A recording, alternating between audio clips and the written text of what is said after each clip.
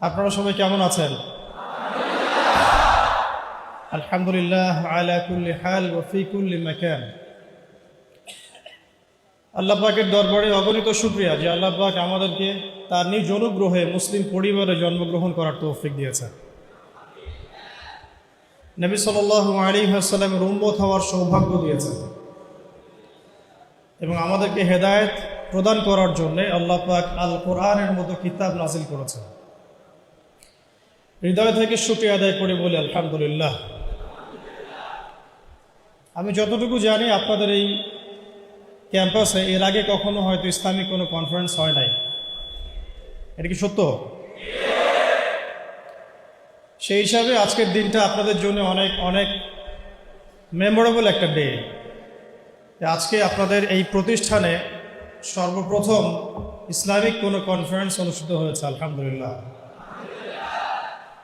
তো আমরা দোয়া করি আজকের এই কনফারেন্স যারা আয়োজন করেছেন, যারা সহযোগিতা করেছেন, যারা অনুমতি প্রদান করেছেন এবং যারা বক্তা হিসেবে এসেছেন, ওলামায়ে কেরাম যারা নসিহত করেছেন এবং উপস্থিত যারা শ্রোতা আছেন দিনী ভাই ও বোন, সকলকে আল্লাহ পাক যেন দিনের জন্য কবুল করেন, আমিন। দুনিয়া এবং আখিরাতে জাযায়ে খায়ের দান করেন, আমিন। অনেক আলোচনা শুনেছেন সারাদিন, তো লম্বা করে আলোচনা করার সুযোগ নেই, সময় সংক্ষিপ্ত। মৌলিক কয়েকটা কথা আপনাদের সাথে শেয়ার করতে চাই। যার পড়াশোনা যত বেশি হবে ইনশাআল্লাহ কথা তত কম হবে। আর উপস্থিত শ্রোতা যদি পড়াশোনা করেন তাহলে কথা বলে শান্তি পাওয়া যায়। তো আমি অনুরোধ করব যে আজকের আলোচনা শুধু শুনেই চলে যাবেন না, বরং নিজেরা পড়াশোনা করা, লেখাপড়া করার প্রত্যয় ব্যক্ত করবেন। আল্লাহ পাক তৌফিক দান করেন। একটা ছোট্ট ঘটনা থেকে শুরু করতে চাই। ঘটনাটা ছোট্ট, কিন্তু এর যে গ্লোবাল ইম্প্যাক্ট এটা অনেক বড় ছিল। আজকে থেকে প্রায় 1450 বছর আগে আমরা একটা সমাজ দেখেছিলাম, যে সমাজটাকে আমরা বলতাম আইয়ামে জাহিলিয়াত।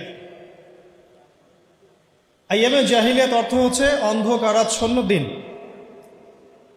এই কথাটা এখনকার সেকুলার সমাজে বা ইসলাম বিরোধী শিবিরে একটা গালিতে পরিণত হয়েছে, আইয়ামে জাহিলিয়াত। কখন আমরা প্রশ্ন করি না যে কেন আমরা সেই যুগটাকে আইয়ামে জাহিলিয়াত বলি, কি কারণে বলি? আসলে কি সেই যুগটা আইয়ামে জাহিলিয়াতের সবচেয়ে বড় যুগ ছিল, নাকি ওই আইয়ামে জাহিলিয়াতগুলো এখনও আমাদের সমাজে আছে? এই বিষয়গুলো আমরা কখনো ভাবি না বা আলোচনা করি না। গল্পের শুরুটা এখান থেকে করছি যে ওই সমাজটাকে আমরা আইয়ামে জাহিলিয়াত বলছি মূলত 5টা কারণে। মনে রাখার চেষ্টা করবো ইনশাআল্লাহ। শেষের দিকে যদি সময় পাই তাহলে আপনাদেরকে আমি কিছু প্রশ্ন উত্তর ধরবো, যদি আপনারা বলতে পারেন। বলতে পারলে কোনো পুরস্কার নাই, দোয়া, শুধু দোয়া।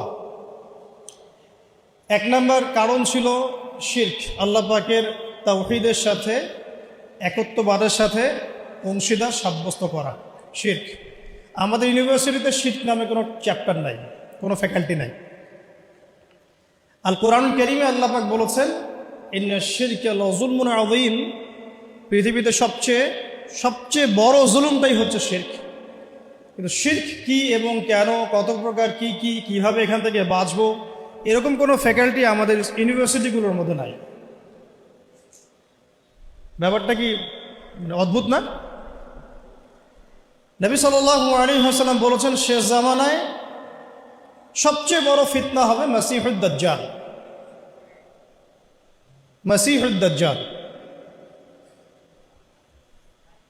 আনফর্চুনেটলি সবচেয়ে বড় ফিতনা সম্পর্কে আমাদের কোনো ফ্যাকাল্টি নাই। অথচ নবী সাল্লাল্লাহু আলাইহি ওয়াসাল্লাম বলেছেন যে পৃথিবীতে আদম আলাইহিস সালাম থেকে শুরু করে শেষ নবী মুহাম্মদ সাল্লাল্লাহু আলাইহি ওয়াসাল্লামের উম্মত পর্যন্ত দাজ্জালের চেয়ে ভয়ঙ্কর কোনো ফিতনা আসে নাই, আসবেও না। কিন্তু আমাদের কোনো ফ্যাকাল্টি নাই দাজ্জাল কে, কেন, কিভাবে, কোথা থেকে আসে, উৎপত্তি কি, তার ফাংশন কি, তার রোলটা কি হবে, কিভাবে সে ফিতনা ছড়াবে, তার ফিতনাগুলো কেমন হতে পারে, ইত্যাদি ইত্যাদি। এক্সকিউজ মি ভাইয়া, এটা কোনো নাট্যমঞ্চ না, এটা কিন্তু মানে গতানুগতিক কোনো অ্যারেঞ্জমেন্ট না যে আপনি এখানে যা ইচ্ছা তাই করতে পারেন। এটা দিনই হালাকা। আপনি এখানে যদি বসেন তাহলে কোরআন এবং সুন্নাহ এর মূলনীতি মেনেই বসতে হবে। এটা সবার জন্য বলছি আর কি। তো যদি কারো জরুরত দেখা দেয় তাহলে আমরা একা একা লিভ করব, অন্যকে ডিস্টার্ব করব না, মোবাইল ফোনে ব্যস্ত হব না বেশি, মূল আলোচনাটার দিকে ফোকাস করবো ইনশাআল্লাহ। আমরা এই showdown, show off, selfie, live, video এগুলো যতটা পারি একটু কমানোর চেষ্টা করি, কাজ বেশি করার চেষ্টা করি, প্রচারটা একটু কম করার চেষ্টা করি। এতে করে হবে কি আমাদের মনটা রিয়ামুক্ত থাকবে ইনশাআল্লাহ। যত বেশি ইজহার করবেন, ইজহার নিজেকে প্রদর্শন করা, ততই আল্লাহর পক্ষ থেকে কবুলিয়াতটা কমে যায়। আল্লাহ পাকের পক্ষ থেকে একটা কবুলিয়াত এটা কমে যায়। আর যারা নিজেদেরকে আড়াল করার চেষ্টা করেন তারা যদি আল্লাহর কাছে মকবুল হন, কবুলিয়াত প্রাপ্ত হন, আল্লাহ পাক তাকে জাতির সামনে নিয়ে আসবেন ইনশাআল্লাহ। তো এই ব্যাপারটা আমরা আল্লাহ পাকের হাতে ছেড়ে দেই ইনশাআল্লাহ তাআলা। তো যেটা বলছিলাম যে বড় বড় বিষয়গুলো নিয়ে আমাদের কোনো ফ্যাকাল্টি নাই, এটা অদ্ভুত না? এই ওয়ার্ল্ডে ইসলামিক ইকোনমিক্স যারা জানেন না বা বুঝেন না তারা কোনো না কোনোভাবে হারাম খাবেনই খাবেন, কোনো না কোনোভাবে হারামে লিপ্ত হতেই হবে। কিন্তু ইসলামিক ইকোনমিক্স এবং মডার্ন ইকোনমিক্স যেটা ওয়ার্ল্ড ব্যাংক এবং IMF-এর আন্ডারে চলে, এটার কম্প্যারিজন নিয়ে আমাদের সাবজেক্ট খুব একটা নাই। আজকে আপনারা সব স্টুডেন্ট, তাই আমি কিছু একাডেমিক কথা বলবো ইনশাআল্লাহ। তো শুরুটা গল্প থেকে যদিও করেছি, আমার টপিকটা কিন্তু একাডেমিক। আমরা কিভাবে কনস্ট্রাকটিভ সিলেবাস মেনটেন করে পড়াশোনা করব বা কিভাবে আমরা জ্ঞানতাত্ত্বিক একটা বিপ্লব সংঘটিত করতে পারি, এটাই মূল উদ্দেশ্য। একদিনের আপনাদের এই কনফারেন্সে এসে চলে যাওয়াটা আমার উদ্দেশ্য না। উদ্দেশ্য হচ্ছে আপনাদের মধ্যে কিছু মানুষ তৈরি করা যারা আগামী দিনে এই জায়গাগুলোতে দাঁড়াবেন, কথা বলবেন, জাতিকে নেতৃত্ব দিবেন ইনশাআল্লাহ। আপনাদের উদ্দেশ্যটা কি? একটা প্রোগ্রাম অ্যারেঞ্জ করাই কি উদ্দেশ্য? আপনাদের লক্ষ্যটা কি? নিঃসন্দেহে এটা একটা সূচনা, এটা নিশ্চয়ই শেষ নয়, এটা একটা সূচনা ইনশাআল্লাহ। আল্লাহ পাকের কাছে শুকরিয়া যে আল্লাহ পাক সূচনাটা আমাদের হাতে করার তৌফিক দিয়েছেন আলহামদুলিল্লাহ। এটা আল্লাহ পাক রহম করে আমাদেরকে তৌফিক দিয়েছেন, এখানে আমাদের কোনো ক্রেডিট নাই। লা হাওলা ওয়ালা কুওয়াতা ইল্লা বিল্লাহ, লা মালজা ওয়ালা মানজা মিনাল্লাহি ইল্লা ইলাইহি। তো আইয়ামে জাহিলিয়াত কেন বলি ওই যুগটাকে? কারণ সে যুগে শিরক ছিল এক নম্বর মৌলিক সমস্যা, যেটা এখনকার বিশ্বে সবচেয়ে বড় গ্লোবাল মৌলিক সমস্যা। এখনকার শিরকটা শুধু ধর্মতাত্ত্বিক না, এখনকার শিরকটা হচ্ছে পলিটিক্সের শিরক আছে, ইকোনমিক্সের শিরক আছে, কালচারের শিরক আছে, আপনার বিধর্মীদের মধ্যে তো আছেই। এছাড়াও আমাদের যে পড়াশোনার যে সিস্টেম, এডুকেশন যে প্যাটার্ন, এখানেও শিরক আছে। আস্তে আস্তে আমি ধরাই দিচ্ছি ইনশাআল্লাহ। তো তখনকার শিরকটা ছিল একটা সাময়িক প্রেক্ষাপট, একটা ক্ষুদ্র পরিসরে। এখনকার শিরকটা হচ্ছে গ্লোবাল। এটা যদি আপনি ফাইন্ড আউট করতে না পারেন, ইন্না শিরকা লাযুলমুন আযীম, এর মধ্যে পড়ে যাব। আর সূরা মাঈদার মধ্যে অন্য একটা আয়াতে আল্লাহ পাক বলেছেন যে ব্যক্তি মানে শিরকে লিপ্ত হচ্ছে, ইন্নাহু মান ইউশরিক বিল্লাহ ফাকাদ হারামাল্লাহু আলাইহিল জান্নাহ, আল্লাহ পাক তার জন্য জান্নাতকে হারাম করে দিয়েছে। নাউযু বিল্লাহ। যে ব্যক্তি শিরকে লিপ্ত হচ্ছে আল্লাহ পাক তার জন্য জান্নাতকে হারাম করে দিচ্ছে। ওয়া মাওয়াহুন নার, তার জন্য আবাসস্থল হবে জাহান্নাম। ওয়া মা লিয-যালিমিনা মিন আনসার, জালেমদের জন্য কোনো সাহায্যকারী নাই। এখানে শিরকারী ব্যক্তিকে আল্লাহ পাক জালেম বললেন, কারণ ইন্না শিরকা লাযুলমুন আযীম, এই জন্য। এছাড়াও সূরা নিসা যদি আপনারা পড়েন, আপনারা দেখবেন আল্লাহ পাক একাধিকবার বলেছেন যে ইন্নাল্লাহা লা ইয়াগফিরু আন ইউশরাকা বিহি, আল্লাহ পাক তার সাথে শিরকের গুনাহটা মাফ করেন না। ওয়া ইয়াগফিরু মা দুনা যালিকা লিমান ইয়াশা, আল্লাহ পাক এছাড়া যে কোনো গুনাহ যাকে ইচ্ছা মাফ করতে পারেন।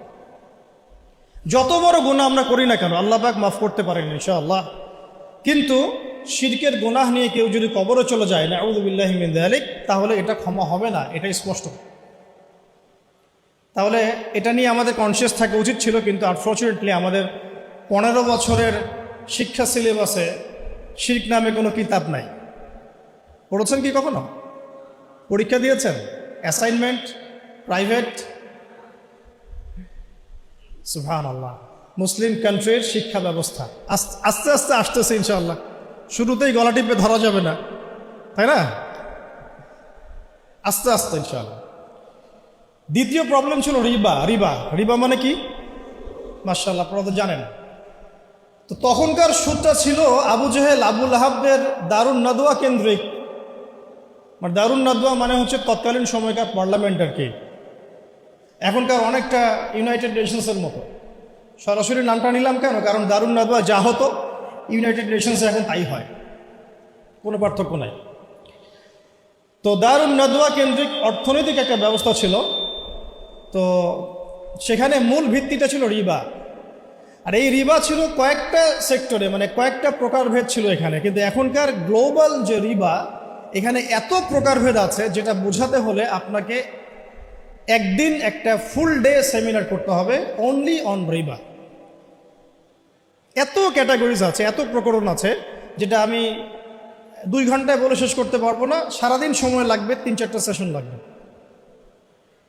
এমনকি ঈদের আগের দিন আপনারা যে টাকাগুলো কিনছেন, বেশি টাকা দিয়ে কচকচা টাকা নিচ্ছেন, এর মধ্যে রিবা আছে।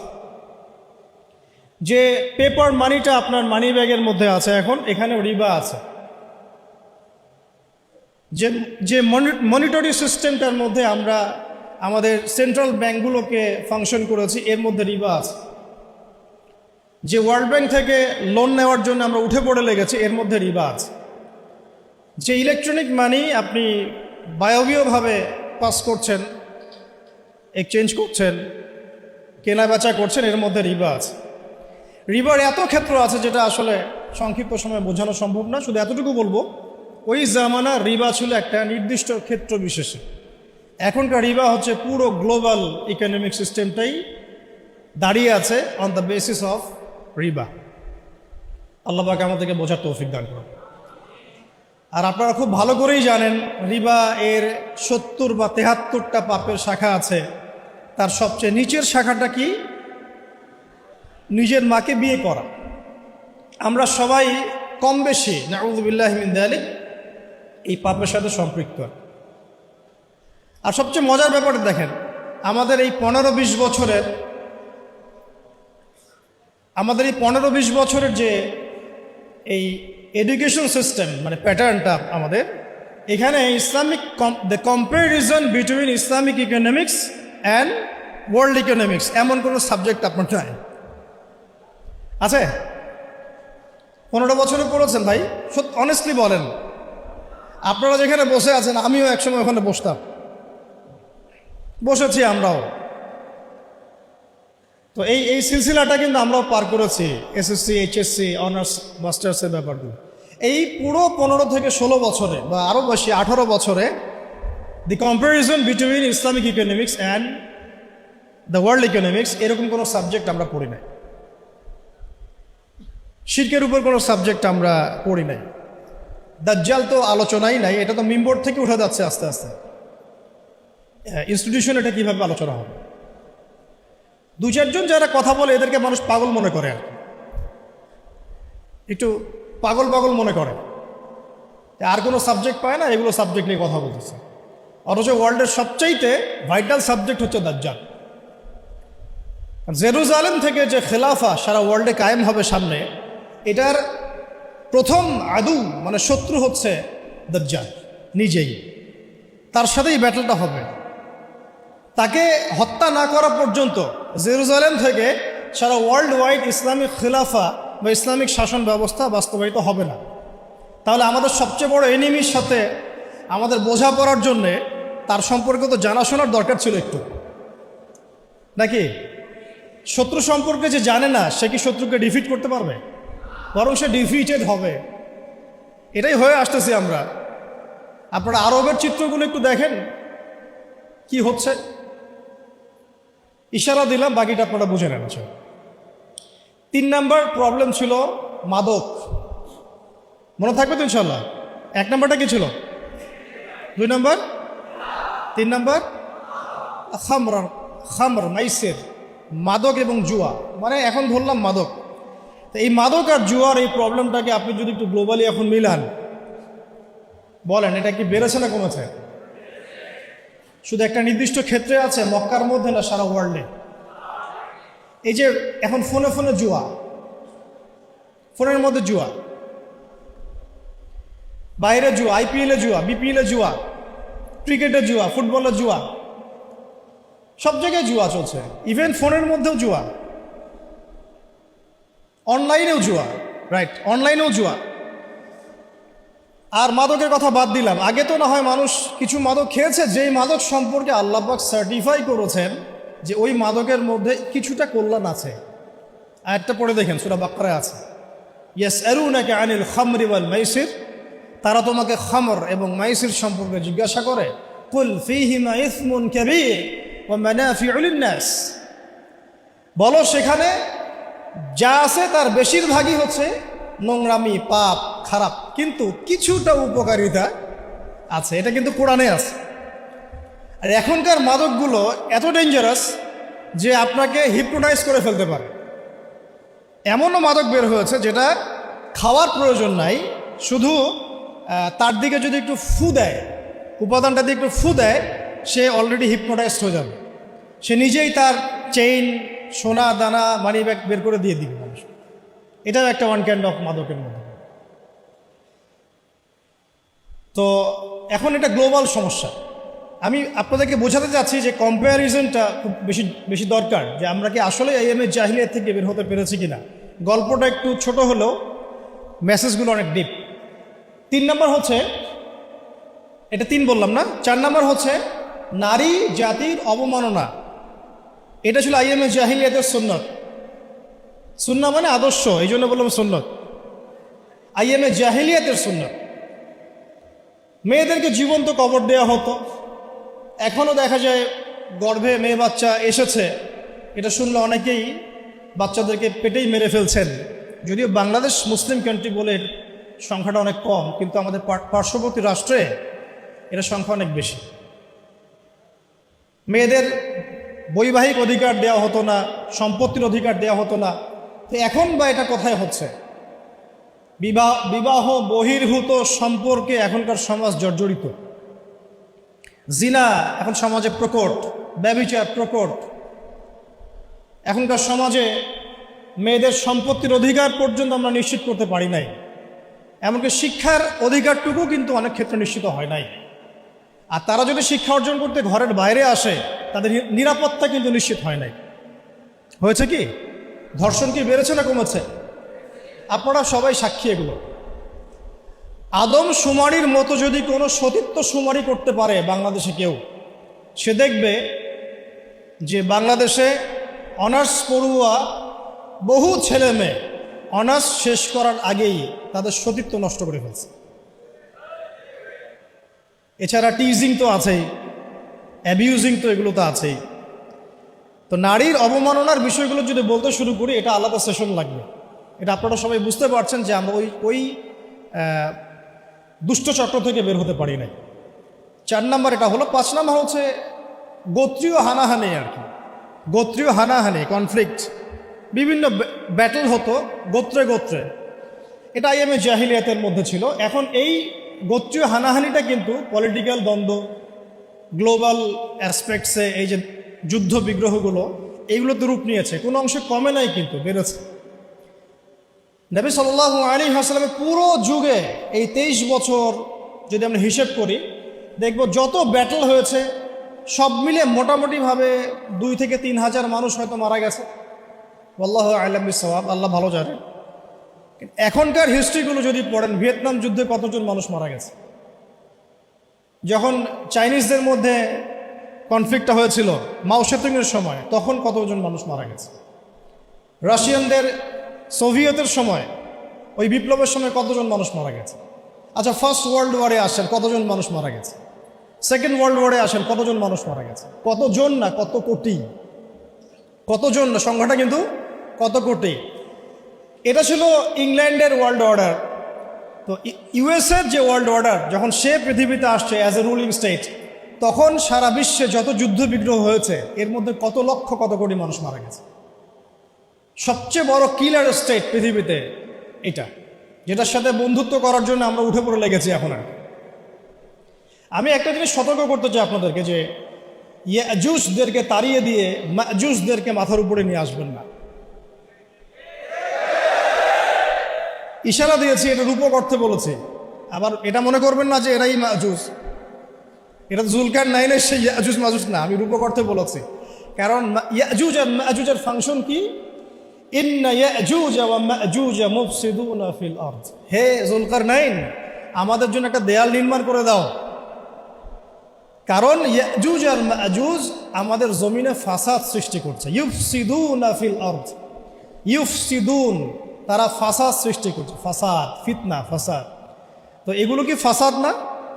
তার মানে সারা ওয়ার্ল্ডে যারা ফিতনা এবং ফাসাদ ছড়িয়ে বেড়ায়, তারা কোনো না কোনোভাবে ইয়াজুজ আর মাজুজের ফিতরত বা খাসলত লালন করে। ফিতরত, খাসলত সরাসরি না হলেও ওই আদর্শ লালন করে। তো সতর্ক করতে চাই যে ইয়াজুজের পরিবর্তে কোনো মাজুজকে আমরা যেন মাথার উপরে না নিয়ে আসি। তো যে প্রসঙ্গে এদিকে চলে আসলাম, যে দেখুন এই গোত্রীয় হানাহানির বিষয়গুলো কিন্তু এখনও কমে যায় নাই, বরং সারা ওয়ার্ল্ডে এগুলো বেড়েছে। এবং তথাকথিত যে সভ্যতা বলে আমরা দাবি করি পশ্চিমাদেরকে, তাদের হাতে বিগত 100 বছরে 1914 সালে অটোম্যানরা ডিফিট হওয়ার পরে, বা 1919-এ একবারে ফুললি ডিফিট হওয়ার পরে, বা 1924 সালে ওই যে মোস্তফা কামাল আতাতুর্কের যে গভর্নমেন্ট, ওর পর থেকে আপনি লাস্ট 100 বছরটা হিসেব করে দেখেন তাদের হাতে পৃথিবীতে কতজন মানুষ মারা গেছে। 100 বছর হিস্ট্রি, জাস্ট 100 বছর। তো তারা আমাদেরকে সভ্যতার ডেফিনেশন শেখাচ্ছে, সভ্যতার ধারক ও বাহক হয়ে তারা বসে আছে। এগুলো ভাবার বিষয় আমাদের, কারণ আল্লাহ রব্বুল আলামিন আমাদেরকে অন্ধ থাকতে বলেন নাই, বরং আল্লাহ পাক সূরা আরাফের মধ্যে বলেছেন যে ইন্টারনাল ব্লাইন্ডনেস মানে আধ্যাত্মিক অন্ধত্ব, এটা জাহান্নামে যাওয়ার অন্যতম একটা কারণ। আবার বলছি, কথাটা রিপিট করছি, ইন্টারনাল ব্লাইন্ডনেস মানে আধ্যাত্মিক যে অন্ধত্ব, এইটা জাহান্নামে যাওয়ার অন্যতম একটা কারণ। আমাদেরকে আধ্যাত্মিকভাবে অন্ধ থাকলে চলবে না। আল্লাহ পাক সূরা আরাফের মধ্যে বলেছেন যে ওয়ালাকাদ যারানা লিজাহান্নামা কাসীরাম মিনাল জিন্নি ওয়াল ইনস। আয়াতটা খুব ভালো করে শুনেন স্টুডেন্ট যারা আছেন। আল্লাহ পাক বলেছেন যে আমি প্রচুর জিন আর প্রচুর মানুষকে দিয়ে এই জাহান্নাম পূর্ণ করব। নাউযুবিল্লাহ। কি অপরাধে? এক, লাহুম কুলুবুন লা ইয়াফকাহুনা বিহা, কলব দিয়েছিলাম উপলব্ধি করে নাই, এটা একটা কারণ। ওয়ালাহুম আযানুন লা ইয়াসমাউনা বিহা, কান দিয়েছিলাম শোনে নাই। এই কান না, এই কান, এই কানে সবাই শোনে, কান দিয়েছিলাম শোনে নাই। ওয়ালাহুম আ'য়ুনুন লা ইউবসিরুনা বিহা, চোখ দিয়েছিলাম দেখে নাই। এই চোখ দিয়ে সবাই দেখে, এই চোখ, সবাই এই চোখ দিয়ে দেখতে পারে না। এটা হলো আধ্যাত্মিক অন্ধত্ব, যেটা জাহান্নামে যাওয়ার একটা কারণ। আল্লাহ পাক আমাদেরকে বোঝার তৌফিক দান করে। আল্লাহ পাক পরে বলেছেন উলাইকা কাল আনআম, এরা হচ্ছে মানুষ না, এরা হচ্ছে জানোয়ারের মতো। আনআম মানে গবাদি পশু, ক্যাটলস। বাল হুম আদাল, বরং তারা এর চাইতেও নিকৃষ্ট। উলাইকা হুমুল গাফিলুন, তারা হচ্ছে গাফেল সম্প্রদায়। আল্লাহ পাক আমাদের আধ্যাত্মিক অন্ধত্ব দূর করার তৌফিক দান করেন। এখন একটু এই জায়গায় একটু কনক্লুশনে আসি। এই যে 5টা প্রবলেমের কথা আমি বললাম, এই 5টা প্রবলেম এখনকার ওয়ার্ল্ডে আছে না নাই? শর্ট স্কেলে আছে না লার্জ স্কেলে আছে? গল্পটা হচ্ছে এই যে এই 5টা জাহেলিয়াতপূর্ণ সমাজ ব্যবস্থাকে আল্লাহ রব্বুল আলামিন একজন ব্যক্তির হাত দিয়ে এবং একটা কিতাবের মাধ্যমে পরিবর্তন করে দিয়েছেন। আলহামদুলিল্লাহ। ভলিউমটি একটু বাড়ান। আবার বলছি, এই যে 5টা জাহিলিয়াতে পূর্ণ সমাজ ব্যবস্থা, যেটাকে আমরা আইয়ামে জাহিলিয়াত বলছি, এই আইয়ামে জাহিলিয়াতকে আল্লাহ রাব্বুল আলামিন একজন ইলাহ, এক আল্লাহ, একজন নবীর হাতে একটা কিতাবের মধ্য দিয়ে পরিবর্তন করে দিয়েছেন মাত্র 23 বছরে। সুবহানাল্লাহ। আবার বলছি, একজন আল্লাহ, একজন নবী একটা কিতাবের মাধ্যমে আল্লাহ রাব্বুল আলামিন উইদিন 23 ইয়ার্স ওই আইয়ামে জাহিলিয়াতকে শুধু পরিবর্তনই করেন নাই, বরং ওইটা চেঞ্জ করে একটা নতুন আলোকিত সমাজ বিনির্মাণ করেছেন। বিনির্মাণ বলবো না, আমি বলবো প্রতিষ্ঠিত করে দিয়েছে, যেটার ফল এখন পর্যন্ত আমরা ভোগ করছি 1450 বছর পরে এসে। আমরা এই কথাগুলো জানলাম কিভাবে? ওই 1450 বছর আগেকার মেহনতের ফসল। আমরা পড়াশোনা করে দেখছি যে আসলাফদের এত বড় বড় কিতাব আছে যেগুলো এখন পর্যন্ত অনুবাদই হয় নাই। আমরা যা পেয়েছি আমাদের সামনে, এটা হবে মূল লেখার হয়তো 3 ভাগের 1 ভাগ, 2 ভাগ অনুবাদই হয়নি এখন পর্যন্ত, অনুবাদ করাই হয়নি, সেই যোগ্যতা সম্পন্ন তালেবে ইলমও বের হয়নি। খুব খুব গভীর বিষয়গুলো, আল্লাহ পাক আমাদেরকে বোঝার তৌফিক দান করে। এখন তাহলে কনক্লুশন হচ্ছে, এরকম সমাজ ব্যবস্থা পরিবর্তন করা সম্ভব। সেই আল্লাহ রাব্বুল আলামিনের দাসত্ব লাগবে, সেই একজন নবীর আনুগত্য লাগবে, এবং সেই একটা কিতাবের হক আদায় করতে হবে, এবং সেই নবী মুহাম্মদ সাল্লাল্লাহু আলাইহি ওয়াসাল্লামের সুন্নতকে অনুসরণ করতে হবে, ঠিক সাহাবায়ে কেরাম রাদিয়াল্লাহু আনহুম আজমাইন যেভাবে করেছেন সেইভাবে। এই তো সম্ভব কি সম্ভব না, এটা প্রথম প্রশ্ন। এটা কি তাত্ত্বিক কথা যে সম্ভব না প্র্যাকটিক্যালি হয়েছিল কখনো, এবং হয়ে কি সেটা মানে থেমে গিয়েছিল না এটা বছরের পর বছর যুগের পর যুগ চলেছে? আমি তো বলবো শতাব্দীর পর শতাব্দী চলেছে, তাই না?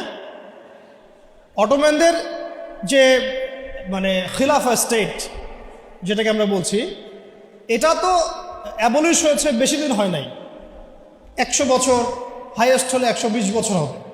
এর আগ পর্যন্ত বিশ্ব কিন্তু এভাবেই দেখেছে।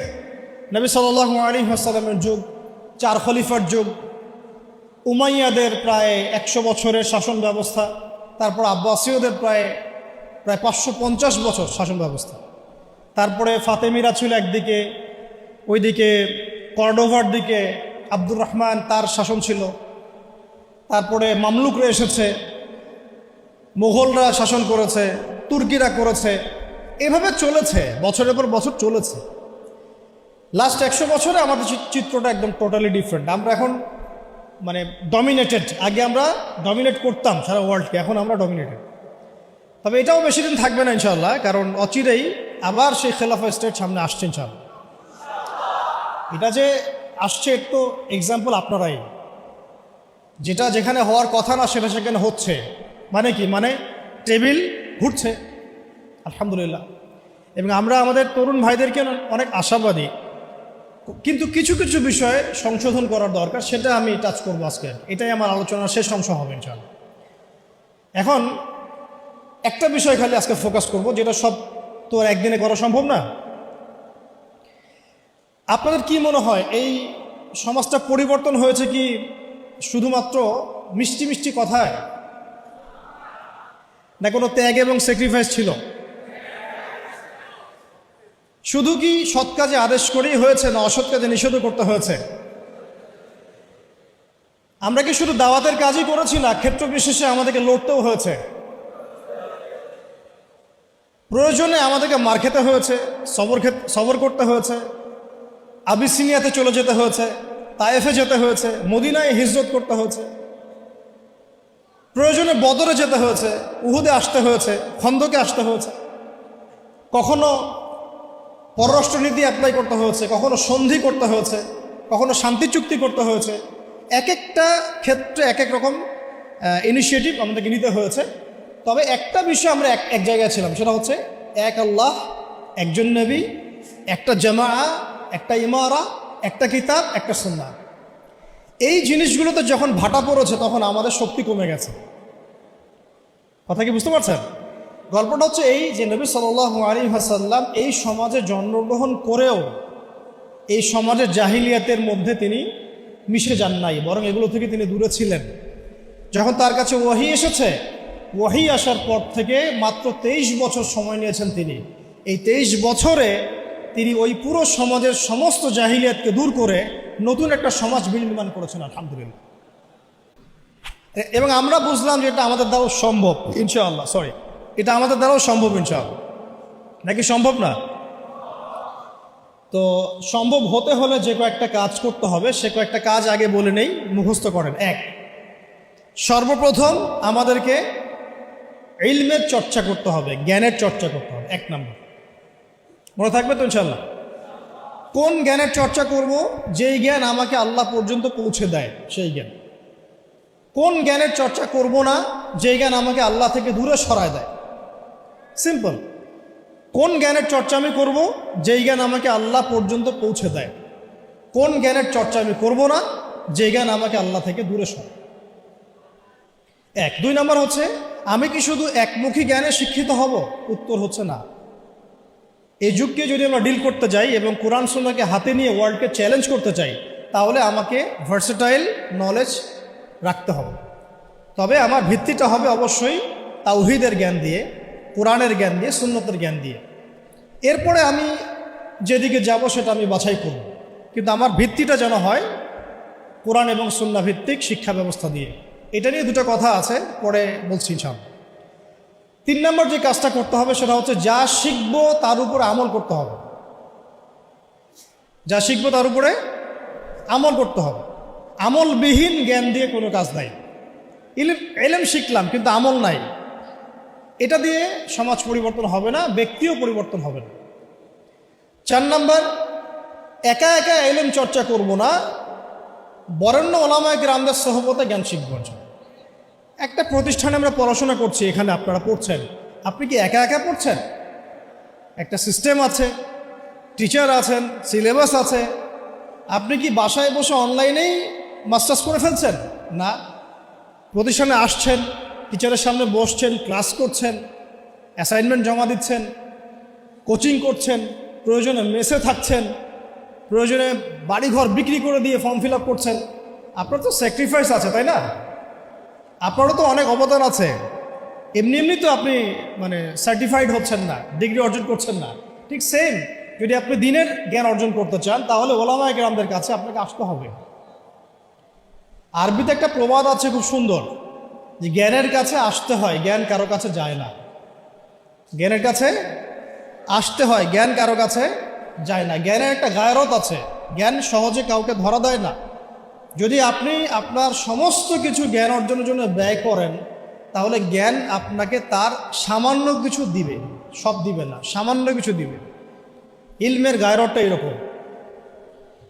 তো এটা করা, তাহলে ওলামায়ে কেরামদের সাথে সোহবতে থাকা, পরামর্শ ভিত্তিক চলা, একা একা না চলা। একা একা চললে দেখা যাবে নেক্সট শুরুতে ধোকা খাবেন আপনি। কেউ যদি একা একা ডক্টর হয়, চেম্বার খুলে বসে, আপনি কি রুগী দেখাবেন? অনেস্টলি বলেন। ওই যে এক ভাই, ধরেন আমাদের এক ভাই, নাম এক্স আব্দুল্লাহ, তো সে বলছে আমি কোনো ইউনিভার্সিটিতে পড়ি নাই, কিন্তু আমি ডক্টর হয়েছি। তা আমি শুধু ডক্টরই হই না, আমি হার্টওয়্যার স্পেশালিস্ট, নিউরো মেডিসিন স্পেশালিস্ট। আমি অত বড় সাবজেক্ট বাদ দেন, নর্মালি এমবিবিএস। আমরা কি তাকে আসলে বিশ্বাস করব? তার কাছে কি আমরা যাব চিকিৎসা করাতে? আপনি কি অন্য কাউকে সাজেস্ট করবেন, তুমি যাও? আমি যাচ্ছি না, তুমি যাও, আপনি কি এটা বলবেন? তাহলে ইলমের ক্ষেত্রে আমরা এমন কেন হলাম? দিনই ইলম অর্জন করতে হলে আমাকে সেই একটা ক্রাইটেরিয়া মেনটেন করে আমাকে আসতে হবে। সিলেবাস লাগবে, ওলামায়ে কেরাম লাগবে, প্রতিষ্ঠান লাগবে, এবং তাদের সোহবত থেকে দিন শিখতে হবে, সময় লাগবে। এটা কি আমরা 5 বছরে শিখে ফেলেছি? আপনি এখানে সময় দিচ্ছেন 15 বছর, 20 বছর।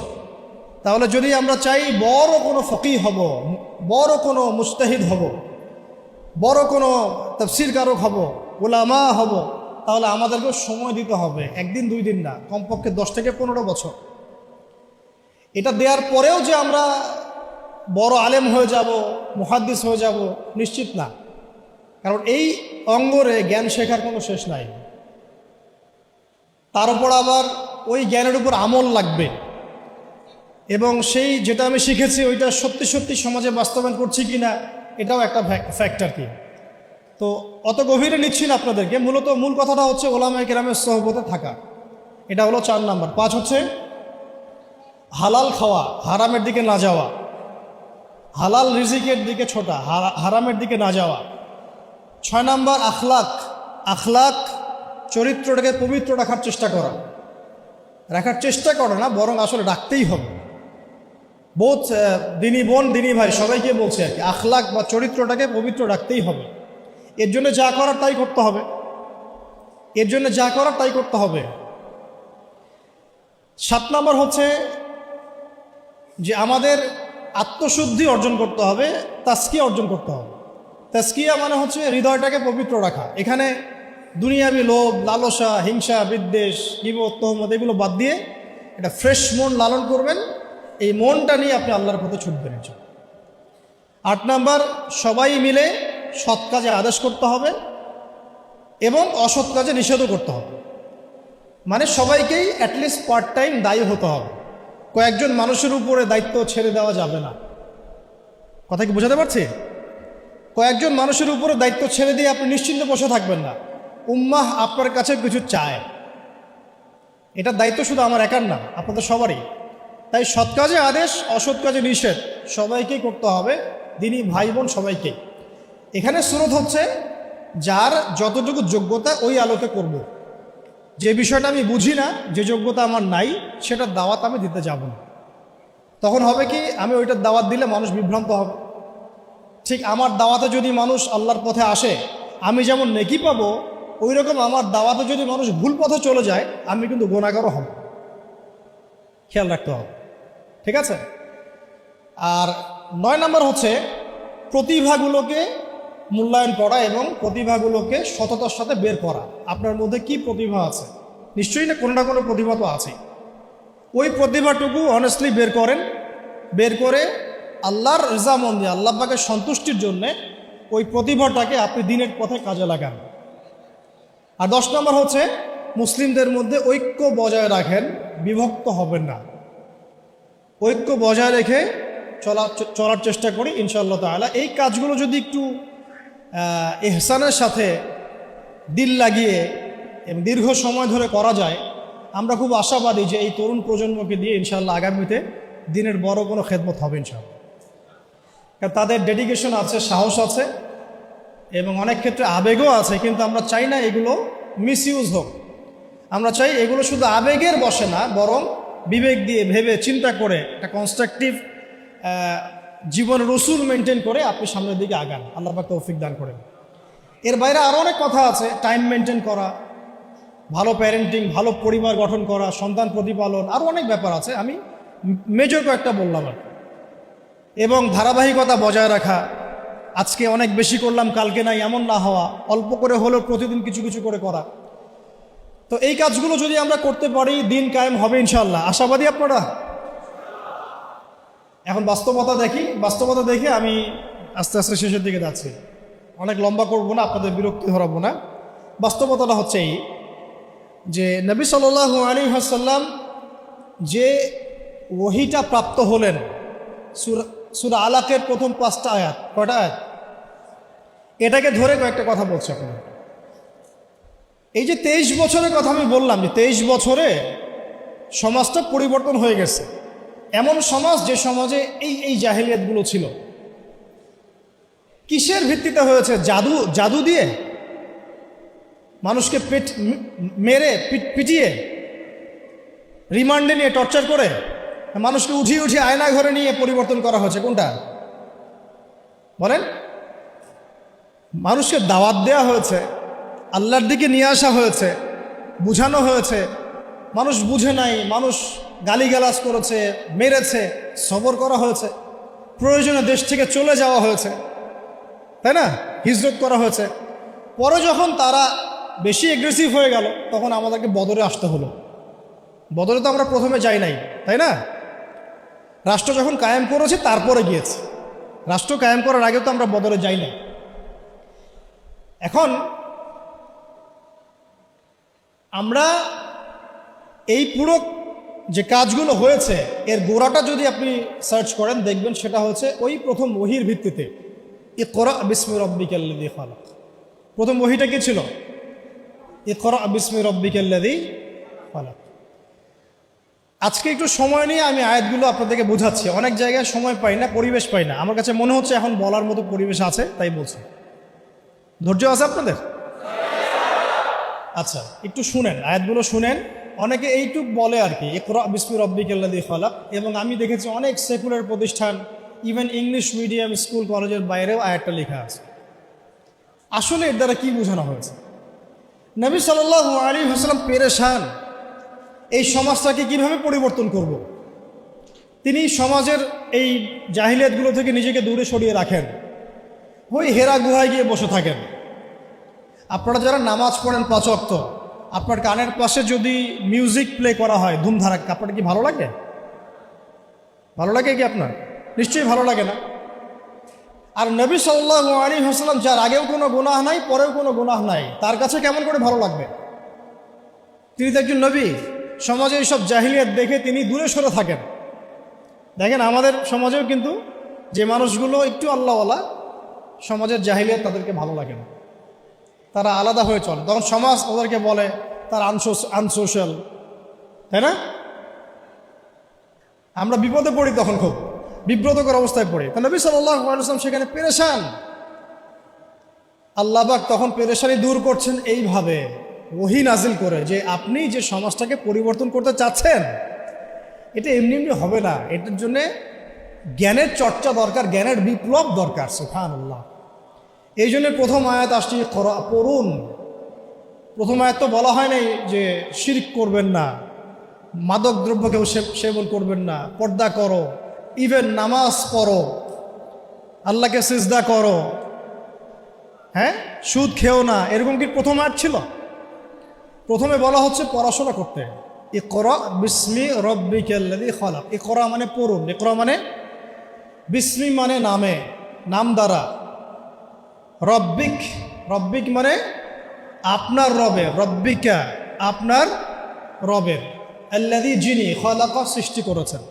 অর্থ দাঁড়াচ্ছে ইকরা বিসমি রব্বিকাল্লাযী খালাক, পড়ুন আপনার সেই রবের নামে যিনি আপনাকে সৃষ্টি করেছেন। শুরুতে বলেছিলাম, আপনাদের মনে আছে কিনা, যে জ্ঞান আপনাকে আল্লাহর দিকে নিয়ে যাবে সেটাই জ্ঞান।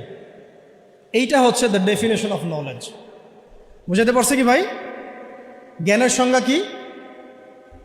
যে জ্ঞান আপনাকে আল্লাহর দিকে নিয়ে যাবে সেটাই হচ্ছে মূলত জ্ঞান। ইকরা বিসমি রব্বিকাল্লাযী খালাক। এখনকার এই আয়াতটা নিয়ে আগে দুটো কথা বলে নেই। আচ্ছা দাঁড়ান, আগে অনুবাদটা করে নেই। দ্বিতীয় আয়াতে আল্লাহ পাক বলছেন খালাকাল ইনসানা মিন আলাক, খালাকাল ইনসানা মিন আলাক, যিনি মানুষকে সৃষ্টি করেছেন জমাট বাঁধা রক্তপিণ্ড থেকে।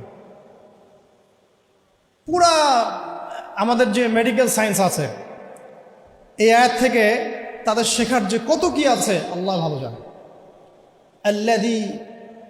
ইকরা ওয়া রাব্বুকাল আকরাম, ইকরা ওয়া রাব্বুকাল আকরাম, আপনি পড়ুন, আপনার রব মহিমান্বিত। আল্লাযী আল্লামা বিল কলম, যিনি মানুষকে কলম দ্বারা জ্ঞান শিক্ষা দিয়েছে। পুরো সিস্টেমটার মধ্যে আপনার কলম, এবং সেই লাউহে মাহফুজেও আছে কলম। কলম দিয়ে লাউহে মাহফুজে লেখা হচ্ছে। ইভেন কলম আল্লাহ পাকের প্রাচীন সৃষ্টি। আমাদেরকে সৃষ্টি করার, আসমান জমিন সৃষ্টি করার 50,000 বছর আগে আল্লাহ পাক এই কলম, এই লাউহে মাহফুজ, আরশ, এগুলো সব সৃষ্টি করেছেন। তাকদীর লিখে ফেলেছেন। কলমকে আল্লাহ পাক বলেছেন উকতুব, লিখো। কলম বলেছে মাযা আকতুব, আমি কি লিখব? আল্লাহ পাক বলেছেন কিয়ামত পর্যন্ত যা হবে সব লিখে ফেলো। আমরা যে জীব আর জড়র সংজ্ঞা পড়েছি, সংজ্ঞাটা ঠিক না। আল্লাহ পাকের যখন হুকুম হবে, আজকে আমরা যেখানে বসে আছি এই জমিনও কথা বলবে ইনশাআল্লাহ। ইয়াউমাইযিন তুহাদ্দিসু আখবারাহা, যেদিন এই জমিন তার বৃত্তান্ত বর্ণনা করবে। তো জীব জড়ের এই ক্লাসিক্যাল সংজ্ঞা বাদ দিয়ে আমরা এটা বোঝার চেষ্টা করি। তো আল্লাহ পাক বলছেন যে যিনি মানুষকে কলম দ্বারা জ্ঞান শিক্ষা দিয়েছেন। শুধু তাই না, আল্লামাল ইনসানা মা লাম ইয়ালাম, তিনি মানুষকে সেই জ্ঞান শিক্ষা দিয়েছেন যা মানুষ জানত না। আপনারা যখন আর একটু পড়াশোনা করবেন দেখবেন বুদ্ধিবাদ পড়ানো হবে, যে মানুষ বায়োলজিক্যালি জ্ঞান অর্জন করেছে এমনটা পড়ানো হয়। অভিজ্ঞতাবাদ পড়ানো হয়, কেউ কেউ সমন্বয়ী মতবাদ পড়ার। কিন্তু আসলে জ্ঞানের উৎস কিন্তু আমরা না। জ্ঞানের মূল উৎস হচ্ছে আল্লাহ পাক নিজে, স্বয়ং তিনি হচ্ছেন জ্ঞানের মূল উৎস। আল্লাহ নিজে তার সৃষ্টিকে, মানে বান্দাদেরকে জ্ঞান শিক্ষা দিয়েছেন। দলিল আরেকটা আছে, আদম আলাইহিস সালামকে সৃষ্টি করার পরে আল্লাহ পাক কিন্তু বলেছিলেন ওয়াল্লামাল আদামা আসমাআ কুল্লাহা, আল্লাহ রাব্বুল আলামিন আদম আলাইহিস সালামকে তার পক্ষ থেকে সব নাম শিক্ষা দিয়েছেন। সুবহানাল্লাহ। জ্ঞানের মূল উৎস কে তাহলে? আচ্ছা, এখন এই 5টা আয়াত যখন নাজিল হলো, অর্থগুলো তো মোটামুটি জানলেন। ইকরা বিসমি রাব্বিকাল্লাযী খালাক, পড়ুন আপনার সেই রবের নামে যিনি আপনাকে সৃষ্টি করেছে।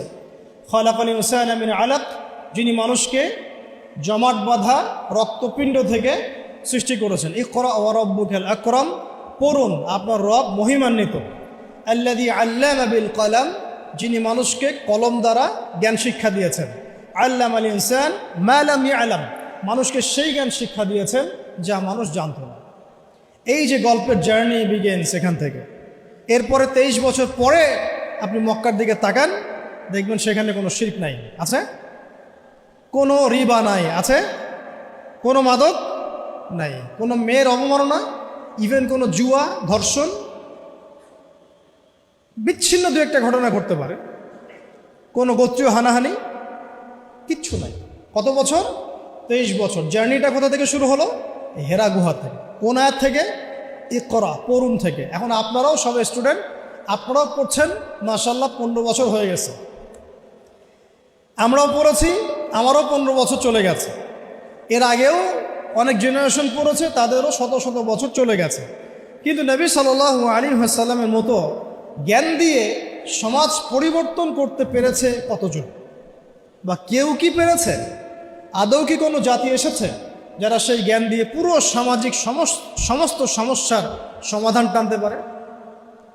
তাহলে এখান থেকে আমাদেরকে বুঝতে হবে আমাদের জ্ঞানের দৈন্যতা কোন কোন জায়গায় আছে। বুঝতে পারছেন কি কিছুটা? আমরাও তো ট্রাই করলাম, বিগত 50 বছর হলো স্বাধীনতার, রেজাল্টটা কি? সামাজিক ইম্প্যাক্টটা কোথায়? ইম্প্যাক্ট এইখানে, নামাজ, রোজা, হজ, জাকাত, বাস। ইভেন জাকাতও এখন খুব একটা মানুষ দেয় না, ইল্লা মাশাআল্লাহ। বেশিরভাগ মানুষ কিন্তু জাকাত দেয় না। নামাজ পড়ে যারা, তারাও অনেকে জাকাত দেয় না।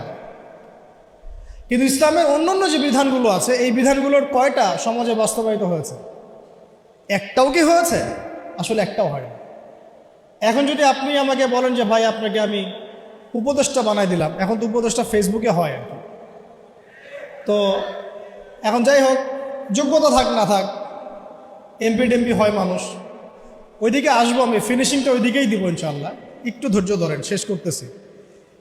দৈন্যতাটা দেখাবো, দৈন্যতা কোথায়, দৈন্যতাগুলো কোথায়।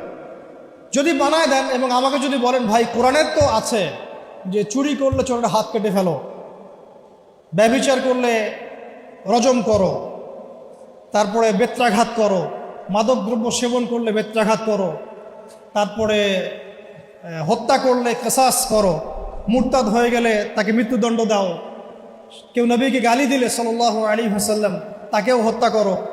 আমি যদি এগুলো বাস্তবায়ন করতে যাই আগামীকাল, আমি কি আদৌ পারবো? এখন প্রশ্নটা হচ্ছে কেন পারবো না? উত্তর, এক বাক্য উত্তর হচ্ছে, আমাদের সমাজের মানুষ বিগত সময়গুলোতে নামাজ, রোজা, হজ, জাকাত এই শব্দগুলো যতটা শুনেছে, শরিয়া, দাওয়াত, জিহাদ, ইকামতের দিন, কিসাস, হুদুদ এই শব্দগুলো শোনে নাই। বুঝতে পারতেছিলাম? নামাজ শব্দ অর্থ জানেন কারা কারা? হাত তুলতে বললে সবাই হাত তুলবেন, তাই না? জাকাত শব্দের অর্থ কারা কারা জানেন বললে সবাই হাত তুলবেন। তা আমি যদি বলি হুদুদ অর্থ কি, কয়টা এবং কি কি, দেখবেন অনেক হাত নেমে গেছে। কিসাস অর্থ কি, কত প্রকার, কি কি, হাত নেমে যাবে। শরিয়া আইন কত প্রকার, কি কি, কোন কোন আইনগুলোকে শরিয়া আইন বলে আমরা অনেকেই জানবো না।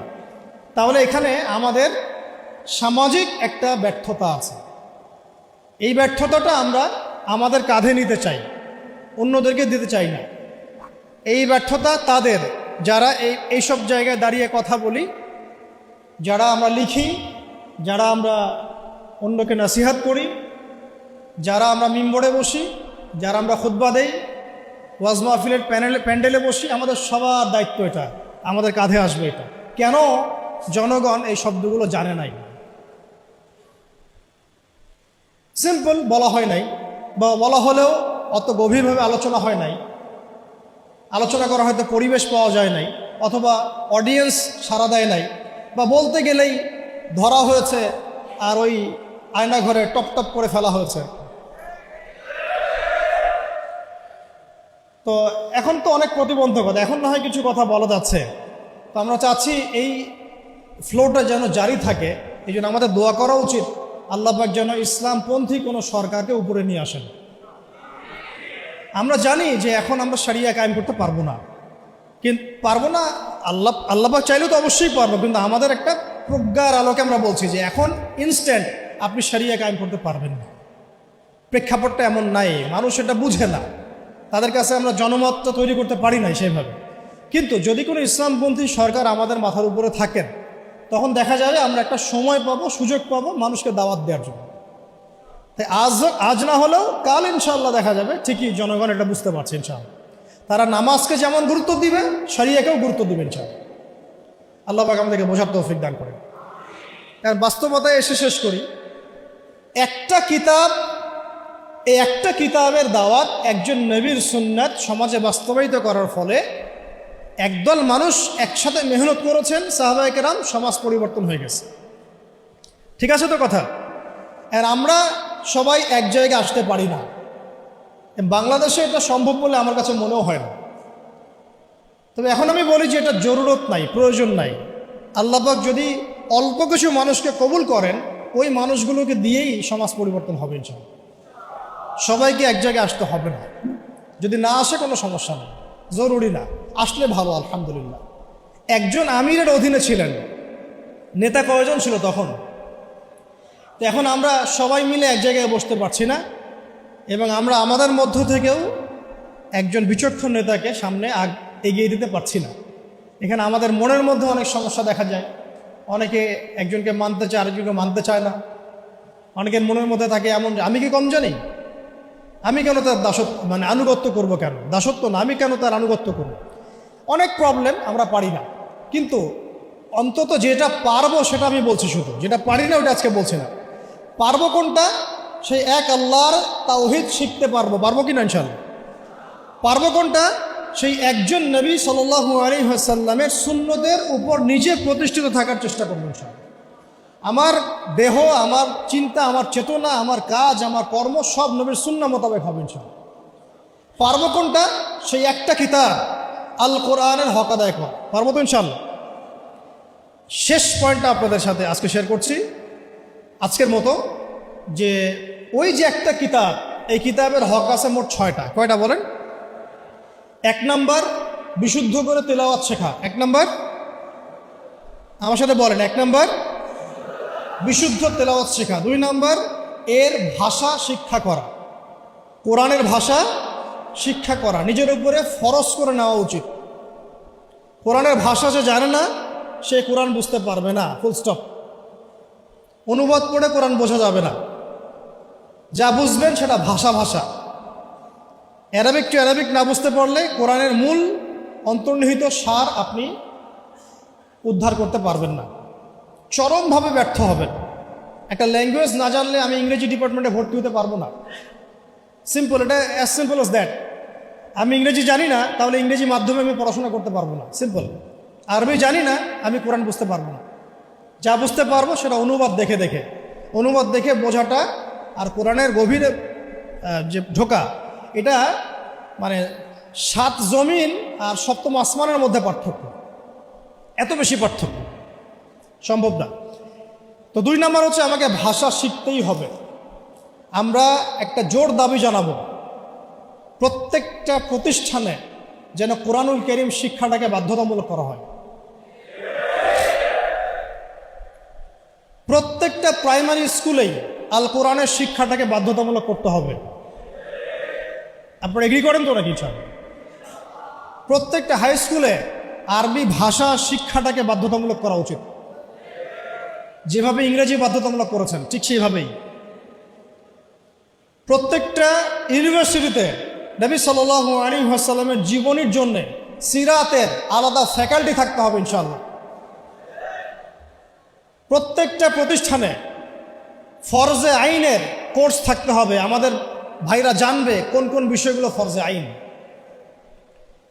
প্রতিটা বিশ্ববিদ্যালয়ে আমাদের উচিত আল কোরআনের তাফসীরের জন্য কিছু কিছু ফ্যাকাল্টি চালু করা, ইসলামের ইতিহাস চালু করা, ইসলামী ফিকহের নলেজ অর্জন করা এবং আকীদার জ্ঞান অর্জন করা। অন্তত এই 4-5টা সাবজেক্ট আমাদের প্রত্যেকটা প্রতিষ্ঠানে থাকা উচিত। ইউনিভার্সিটি লেভেলের কথা বলছে, অন্তত ইউনিভার্সিটি লেভেলে। আর মূল পড়াশোনা তো আমরা করব প্রাইমারি লেভেল থেকেই। আল্লাহ পাক আমাদেরকে তৌফিক দান করেন। তো শিক্ষানীতিতে অনেক দৈন্যতা আছে, ওটা আমার লাস্ট পয়েন্ট হবে ইনশাআল্লাহ। আগে বলে নেই যে 6টা কি কি। একটা কি ছিল? কোরআনের বিশুদ্ধ তেলাওয়াত শেখা। 2, এর ভাষা শিক্ষা করতেই হবে আপনাকে আমাকে। 3 নাম্বার হচ্ছে কোরআনের অর্থ বোঝার চেষ্টা করতে হবে, কোরআনের অর্থ বোঝার চেষ্টা করা, এবং এটা একা একা হবে না, ওলামা কেরাম লাগবে। 4 নাম্বার আল কোরআনের সমস্ত আদেশ মেনে চলতে হবে। রাজি আছি ইনশাআল্লাহ? 5 নাম্বার আল কোরআনের সমস্ত নিষেধ বর্জন করতে হবে। পারা যাবে ইনশাআল্লাহ? এবং 6 নাম্বার আল কোরআনের দাওয়াত মুসলিম অমুসলিম সবার ঘরে ঘরে পৌঁছাতে হবে ইনশাআল্লাহ। এটাকে আপনার লাইফের চ্যালেঞ্জ হিসেবে, অ্যাম্বিশন হিসেবে গ্রহণ করেন। আল্লাহ পাক তৌফিক দান করেন। শেষ কথাটা হচ্ছে এই দৈন্যতাটা শোনেন। আমি কয়েকটা দাবি উত্থাপন করলাম না, যে কোরআনুল কারীম প্রাইমারি লেভেল থেকে, হাই স্কুল লেভেল থেকে অনার্স মাস্টার্সে আসতে হবে, সিরাত আসতে হবে, আকীদা আসতে হবে। দৈন্যতা দেখেন, আমাদের স্বাধীনতার কত বছর হয়েছে? 50 পার হয়েছে না? আচ্ছা, আপনারা তো আমার চেয়ে অনেক ভালো জানেন, আমার চেয়ে আপনারা অনেক ভালো জানেন বাংলাদেশে প্রাইমারি স্কুলের সংখ্যা কত? কেউ কি বলতে পারবেন এক্স্যাক্ট ফিগারটা কত? কেউ বলতে পারবেন? আচ্ছা, আমরা একটা গেস করি, 10 লক্ষ হবে? হবে না মনে হয়। 1 লক্ষ হবে? 1 লক্ষ হবে? 68,000 হবে? হওয়ার তো কথা, 68,000 তো হওয়ার কথা। আচ্ছা, আমি ওটা বাদ দিলাম, ধরলাম যে আমাদের বাংলাদেশে 50,000 প্রাইমারি স্কুল আছে। চলে কাদের আন্ডারে? গভর্নমেন্টের আন্ডারে, তাই তো? গভর্নমেন্ট তো চেঞ্জ হয়েছে বিভিন্ন সময়, হয়েছে না? আচ্ছা, মূল দৈন্যতা ধরে নেন, এটাই শেষ অংশ আলোচনা। এই অ্যাপ্রক্সিমেটলি 50,000 প্রাইমারি স্কুলে নিঃসন্দেহে 5 লাখ স্টুডেন্ট পড়াশোনা করে কমপক্ষে, অথবা 10 লাখ, অথবা 15 লাখ, অথবা 20 লাখ। আপনি সমস্ত স্টুডেন্টদেরকে যারা ক্লাস 5 পাস করেছে সবাইকে একটা ময়দানে জড়ো করেন, তাদের সবাইকে শুধুমাত্র সূরাতুল ফাতিহা এর তেলাওয়াতটা শুদ্ধ হয় কিনা যাচাই করেন, দেখবেন 90% তেলাওয়াত ঠিক নাই। যে 10% তেলাওয়াত ঠিক আছে তারা শিখেছে বাসায় বা কোনো হুজুরের কাছে বা কোনো মক্তবে, নট স্কুলে। এটা আপনার মুসলিম প্রধান দেশের শিক্ষা ব্যবস্থা। I am very sorry to say, এবং আমি ক্রিটিসাইজ করতে চাচ্ছি না, আমি জাস্ট নসিহতমূলকভাবেই বলছি কথাগুলো। কারণ আমরা এই জাতির একটা পার্ট তো অবশ্যই। এই জাতি তো আমাদেরও, এই সমাজ তো আমাদেরও, এই রাষ্ট্র তো আমাদেরও, নাকি আমরা ভেসে আসছি? আপনার ছোট্ট মেয়েটা বা ছেলেটা বা আপনার ভাই বোন যে ক্লাস 5 পাস করেছে প্রাইমারি স্কুলে বা কোনো বেসরকারি স্কুলে বা কোনো ইংলিশ মিডিয়াম স্কুলে, সে আল কোরআন তেলাওয়াত তো দূরে থাক, সূরা ফাতিহা বিশুদ্ধ করে পড়তে পারে না। আর আমরা নিজেদেরকে মুসলিম দাবি করছি, তার মানে আমরা কোরআনকে গুরুত্ব দেই না। সিম্পল। আপনার ওই ক্লাস 5 পাস করা ছেলেটা বাংলা পড়ে, কবিতা পড়ে, ইংরেজি পড়ে, অঙ্ক পড়ে, সবই পড়ে, কোরআন পড়ে না, তার মানে আপনি কোরআনকে গুরুত্ব দেন না। সিম্পল। কোরআন আপনার কাছে 4th সাবজেক্ট, আমার কাছে 4th সাবজেক্ট। মুসলিম প্রধান দেশের শিক্ষা সিস্টেম। আমরা অনেক কথা বলছি, উপদেষ্টা, এই প্যানেল, সেই প্যানেল, কমিশন। শিক্ষা কমিশন নিয়ে কোনো আলোচনা হচ্ছে না, শিক্ষা কমিশনটা গঠন করা হচ্ছে না, সেই প্রাচীন কমিশন আবার ইম্পোজ করার চেষ্টা করা হচ্ছে। অথচ শিক্ষা হচ্ছে জাতির মেরুদণ্ড। আমার মেরুদণ্ডই ঠিক নাই, আমি ব্যাংকিং সিস্টেম কিভাবে চেঞ্জ করব? খালি মদের বোতল চেঞ্জ করলে হবে, নাকি নতুন বোতলে পুরাতন মদ খাওয়াতে চাচ্ছেন? কোনটা? এটাই তো। মদের বোতল চেঞ্জ করলে হবে? আমরা কি নতুন কোনো বোতলে সেই পুরাতন মদ খেতে চাই? এবার আসেন এই 50,000 প্রতিষ্ঠানের স্টুডেন্টদের কথা বাদ দেন, তাদেরকে যারা পড়ায় সেই সমস্ত শিক্ষকদেরকে একটা জায়গায় বসান। এই সমস্ত শিক্ষকদের কোরআন তেলাওয়াত চেক করেন, এদের 90% তাদের 90% কোরআন বিশুদ্ধ করে তেলাওয়াত করতে পারেন। তারা আপনার বাচ্চার শিক্ষার দায়িত্ব নিয়েছে। আমার বাচ্চাকে এমন একজন টিচার পড়ায় যে আল্লাহর কিতাব পড়তে পারেন, যে মুসলিম। আমি অমুসলিমদের কথা বলছি না, এখানে কোনো অমুসলিমদের কিনা আলোচনা হচ্ছে না, ঠিক আছে? সরায় দেন। এবার আসেন হাই স্কুল, সংখ্যা কত দেখবেন? লাখ লাখ। হাই স্কুলের সব স্টুডেন্টদেরকে বসান, একজন একজন করে চেক করেন, দেখবেন এদের মধ্যেও মিনিমাম 80% কোরআন তেলাওয়াত করতে পারেন। তার হাই স্কুলে পড়াশোনা করেছে 8 থেকে 10 বছর, 8 থেকে 10 বছর, প্রায় লক্ষ লক্ষ টাকা খরচ করা হয়েছে, সময় দিয়েছে, তারা পরিশ্রম করেছে, পরীক্ষার পর পরীক্ষা, এক সেমিস্টার আরেক সেমিস্টার, এক টার্ম আরেক টার্ম, কোচিং, প্রাইভেট, অ্যাসাইনমেন্ট, এইটা সেইটা, কোরআন তেলাওয়াত করতে পারে না। আর আমরা আইএমএ জাহিলিয়াতকে চেঞ্জ করতে চাচ্ছি, অথচ আমি দেখালাম চেঞ্জটা হয়েছে ইকরা বিসমি রাব্বিকাল্লাযী খালাক দিয়ে। জার্নি এখান থেকে শুরু হয়েছে। এমন কোনো সাহাবী আপনি খুঁজে পাবেন না যিনি কোরআন তেলাওয়াত করতে পারেন না। এমন কোনো সাহাবী আপনি পাবেন না যিনি কোরআনের অর্থ বুঝেন না। এমন কোনো সাহাবী পাবেন না যিনি কোরআনের আদেশ নিষেধ মানেন না, দাওয়াতের কাজ করেন না। এবার এই হাই স্কুলের সব বাচ্চাদেরকে সরায় দেন, সরায় দিয়ে সব টিচারদেরকে বসান। হাই স্কুলের যারা টিচার তাদের মধ্যে ম্যাক্সিমামই 70% তো হবেই আমার ধারণা, ইভেন সূরাতুল ফাতিহা আপনাদের শুদ্ধ না, সূরা ফাতিহা শুদ্ধ না। আপনারা লক্ষ লক্ষ স্টুডেন্টের ভবিষ্যৎ বিনির্মাণের দায়িত্ব নিয়ে বসে আছেন, কোরআন তেলাওয়াত করতে পারেন না। আপনি কোরআনকে গুরুত্ব দেন না। ইলমের মূল যে সোর্স, জ্ঞানের মূল যে উৎস, তার সাথে আপনার কোনো তাআল্লুক সম্পর্ক নাই, কিন্তু আপনি জাতির শিক্ষক, বেতন পাচ্ছেন, ভাতা পাচ্ছেন, কোনো কোনো ক্ষেত্রে আপনি পেনশন পাচ্ছেন, ইত্যাদি ইত্যাদি। একটু উপরে যাই, এই যে বলেছিলাম শেষে একটু চেপে ধরবো আর কি, এটা চেপে ধরার সময় খুব বেশি হয়ে যাচ্ছে নাকি? প্র্যাকটিক্যাল কিছু কথা, শেষ 5 মিনিট ইনশাআল্লাহ।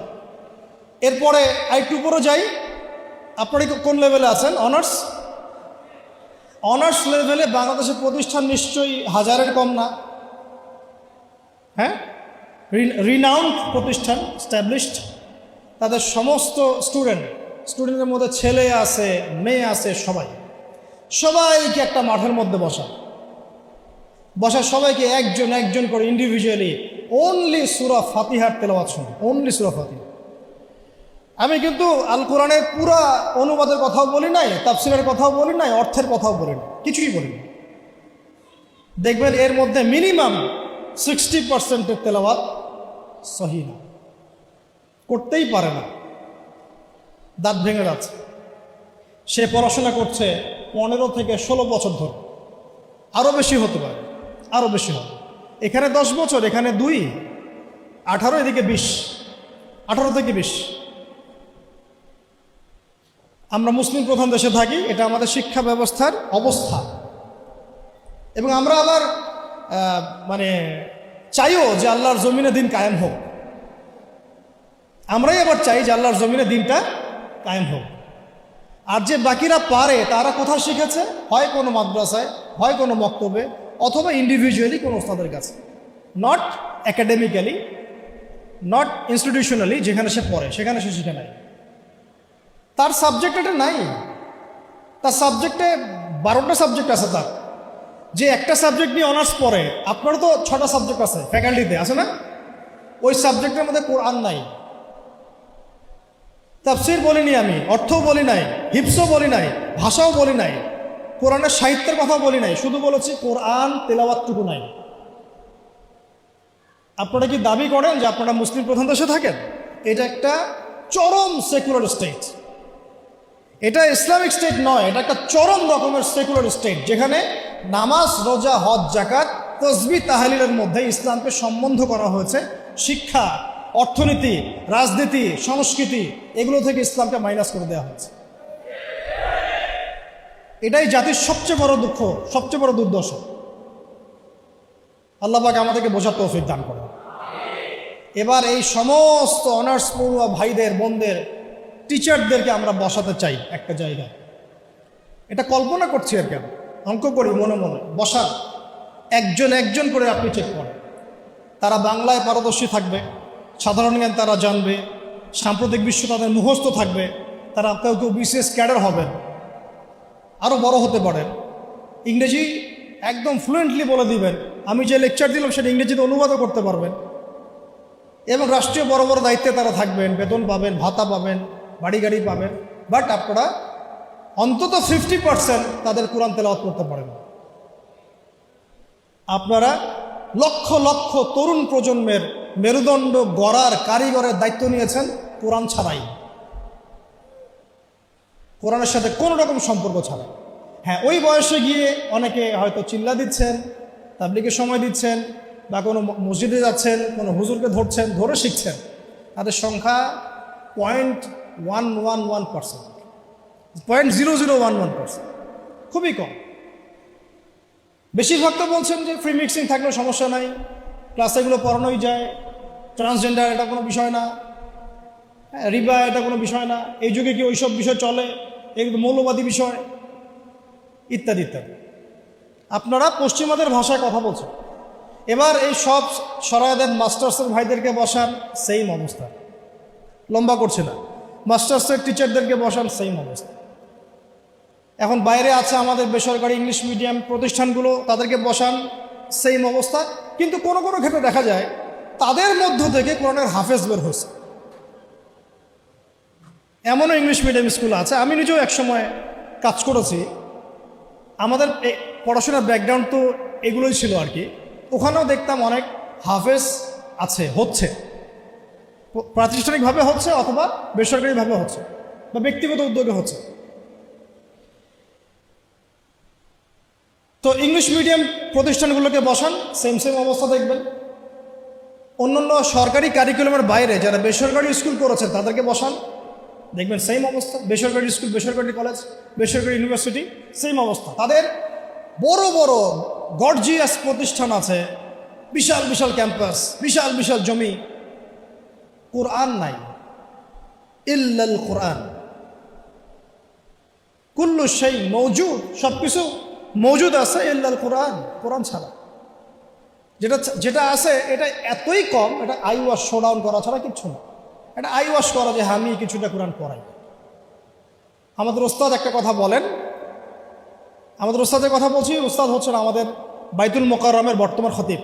তিনি একটা কথা বলেন যে মানুষ, এটা আমাকে বলেছেন পার্সোনালি, অন্যদেরকে বলেছেন কিন্তু আমি জানি না, যে মানুষ যে বিষয়টাকে গুরুত্ব দেয় তার জন্যে মানুষ সময় ঠিকই বের করে নেয়।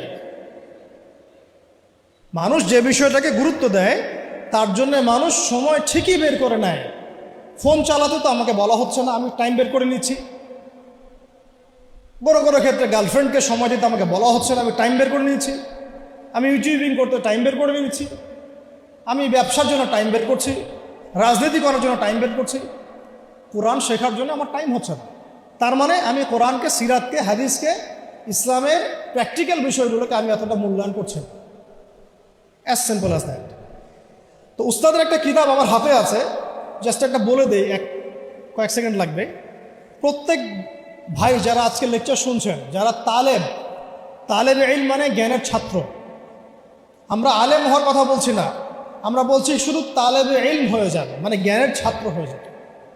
যারা জ্ঞানের ছাত্র হতে চান, যে আমিও একটু জ্ঞান শিখবো, আমিও একটু ছাত্র হব, এই বইটা মাস্টবি পড়বেন। বইটার নাম হচ্ছে তালেবান ইলম পথ পাথেয়। এই তালেবান মানে তালেবান ভাই না, আবার আফগানিস্তানের তালেবান ভাইদের কথা বলা হচ্ছে না। তলেব মানে হচ্ছে কি, ছাত্র, অনুসন্ধানকারী। তলেব মানে কি, অনুসন্ধানকারী, মানে যে জ্ঞান শিখতে চায়। তালেবান ইলম, ইলমের তালেব যারা, জ্ঞানের অনুসন্ধানী যারা, তাদের জন্য পথ ও পাথেয়। এত চমৎকার একটা কিতাব, যেটা একবার পড়তে শুরু করলে আপনার কাছে মনে হবে শেষ না করে না উঠি। কিতাবটা বাসায় সংগ্রহ করে পড়ার চেষ্টা করেন ইনশাআল্লাহ। বাংলাদেশের সৌভাগ্য যে বাংলাদেশে বাইতুল মোকাররম তার মতো মানের একজন খদ্দিক পেয়েছে, আলহামদুলিল্লাহ। আমরা এটাই চাই যে এভাবেই ইসলামের একটা প্রসার ঘটতে থাক। এতে করে আগামী 5 বছর 10 বছর পরে যে বাংলাদেশ আপনারা দেখবেন, সেটা দেখে অবশ্যই পশ্চিমারা আমাদের দিকে তেড়ে আসবে। আমরা চাচ্ছি আসুক ইনশাআল্লাহ। শেষ কথা, এবার এই পুরো শিক্ষা সিস্টেমটা যারা পরিচালনা করেন তাদের সবাইকে একটা জায়গায় বসাই, অঙ্ক করি মনে মনে আর কি, সবাইকে একটা কনফারেন্স হলে বসায় দেন, যারা যারা এই শিক্ষা সিস্টেমটাকে ডিল করে, যারা নীতি নির্ধারক, পলিসি মেকার এই শিক্ষা সিস্টেমের, যেটা বিগত প্রায় 40-50 বছর থেকে চলছে মুসলিম কান্ট্রিতে আর কি, যার ভুক্তভোগী আমরা সবাইকে আপনি একটা জায়গায় বসান। আমি গ্যারেন্টি দিচ্ছি তাদের 80% সূরা ফাতিহা পড়তে পারবে, আরও বেশি হতে পারে। আমি কমায় বলছি, বাকি যারা পারে তারা ব্যক্তিগত উদ্যোগে শিখেছে। এবার আরেকটু করে যাই, এই শিক্ষা কমিশনটা যারা নিয়ন্ত্রণ করে এই সমস্ত পার্লামেন্ট সদস্যদেরকে বসানো, তারাই তো নিয়ন্ত্রণ করেন, তাই তো? 360 জনকে বসান, স্পিকার সাহেব সহ। তাদের মধ্যে কেউ কেউ হয়তো সহিহ বুখারী পড়েছে বলে দাবি করে আর কি। তো যাই হোক, তাদেরকে বসান একটা জায়গায়। এটা আমি বিনয়ের সাথে বলছি, লজ্জার কিছু নাই এবং আঘাত করতে চাচ্ছি না। এটা তাদেরও তো পরকাল আছে না, আল্লাহর সাথে তো তাদেরও সাক্ষাৎ করতে হবে। যদি বলে আমাদেরকে কেউ দাওয়াত দেয় নাই, আমরা সেই জায়গা দিচ্ছি না, আমি দাওয়াত দিয়েছি আপনাকে, আমি আপনাকে দাওয়াত দিয়েছি, এটা আপনার দলিল, হুজ্জাত। এই 360 জনকে বসান, বসিয়ে আপনি তাদের সবার কোরআন তেলাওয়াতটা চেক করেন। আমি আপনাকে গ্যারান্টি দিচ্ছি তাদের 90% বিশুদ্ধ করে কোরআন তেলাওয়াত করতে পারেন। তারা পুরো রাষ্ট্রের শিক্ষা সিস্টেমটাকে নিয়ন্ত্রণ করছেন, পলিসি মেকারদেরও পলিসি মেকার আরও বেশি হবে। তাহলে এই যদি হয় একটা মুসলিম কান্ট্রির অবস্থা, তাহলে আমাদের এই যে লক্ষ লক্ষ না কোটি কোটি ছেলে, কোটি কোটি মেয়ে, হাজার হাজার স্কুল, লক্ষ লক্ষ কলেজ, এই আপনার প্রাইমারি স্কুল, হাই স্কুল, বেসরকারি স্কুল, ইউনিভার্সিটিস, এখানে তো মিনিমাম কোটি কোটি মানুষ পড়াশোনা করছে। এই কোটি কোটি মানুষের শিক্ষার দায়িত্ব যারা নিয়েছেন তারা কোরআনুল কারীমকে মূল্যায়ন করেন নাই। এই কোরআন বিবর্জিত, সুন্নত বিবর্জিত, সিরাত বিবর্জিত, ইসলামের নীতি নৈতিকতা বিবর্জিত একটা শিক্ষা ব্যবস্থা কিভাবে একটা জাতিকে ইসলামী রাষ্ট্রের দিকে নিয়ে যেতে পারে, এটা আপনাদের কাছে আমার প্রশ্ন। এই প্রশ্ন রেখে আমি আমার বক্তব্য শেষ করছি। ওয়া আখিরু দাওয়ানা আনিল হামদুলিল্লাহি রাব্বিল আলামিন।